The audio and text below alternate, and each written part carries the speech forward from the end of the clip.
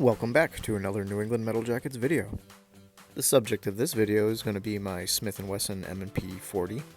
This is a pistol that I had purchased used. Overall, it is a solid performing pistol with very little issues as far as malfunctions. It's a pretty accurate pistol. I was able to hit a 2-inch Christmas ornament at 25 yards down at Mid-State Gun Company in central Rhode Island. Since the gun was so reliable and accurate, I decided that I should change that around and add some aftermarket parts like any true American would. I upgraded the sights to Trijicon fiber sights. Here we have the stock rear sight off with the striker safety. Here's a comparison of the old striker safety with the one in the Apex kit. Here you can see we're pushing the front sight off of the slide. Here we have the new sights installed onto our M&P slide. Here's a look at those sights where it's just the front sight and blacked out rear sights. Here we've magically swapped out the stock trigger to the Apex forward resetting flat trigger. A few days later I was able to test all of this out at a live range. During that range day testing, everything worked the way that it should. The gun did not give me any issues, the trigger was very solid and crisp. I had multiple other range days with the pistol functioning perfectly, no issues, no jamming. And overall, the pistol really seemed to be performing well. And then over time, I would have the occasional light strike. But I didn't think anything of it because I would just chalk it up to being a bad primer or something in production ammunition. And I only say that because I only had 1 or 2 times where there was a failure to fire. Fast forward to April 2021 when I was shooting in a match and my gun really started to give me some issues. The first were light strikes, as you can see in the malfunctions in this video.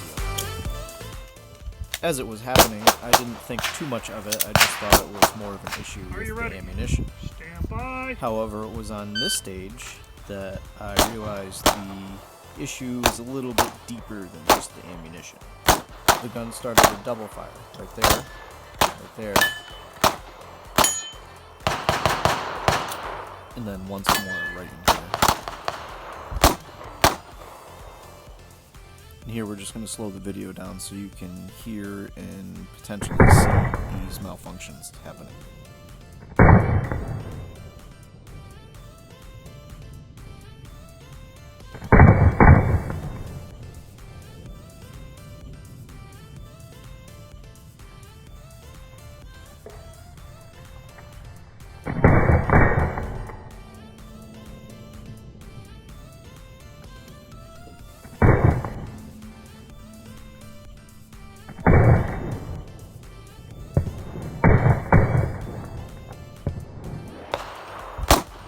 After the match, I knew I had to figure out what the problem with the pistol was and repair it to rectify the problem. During the process of this, I also replaced some components within the pistol just to give it a freshen up. As you can see here, I've got the striker and striker channel liner out, and it's pretty grody. Here's a quick look at the striker in the process of being disassembled. Here's a look at all the crud that was in the striker channel of the slide. Ultimately, what I've discovered is the Apex trigger does not work reliably with the smaller plunger for the sear in the first generation M&P pistols. Here we are removing the extractor to replace it. One of the replacement parts that I did was a new trigger bar as well. Here we can see the difference of the worn old one and the new one. On the top here we have the new striker compared to the old striker on the bottom. Also went ahead and replaced the striker liner channel. Also replaced the slide stop mechanism as well. And I also replaced the locking block on the pistol. And here we're just taking a look at the comparison of the new one versus the old one. While I had the gun all apart, I decided to also change out the extractor.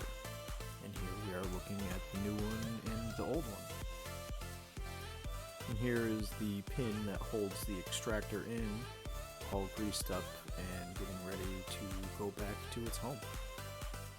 And here we're taking the first few shots with the pistol after all the work has been done, checking out to make sure everything works the way it should, and I didn't have any malfunctions. Thanks for watching the video.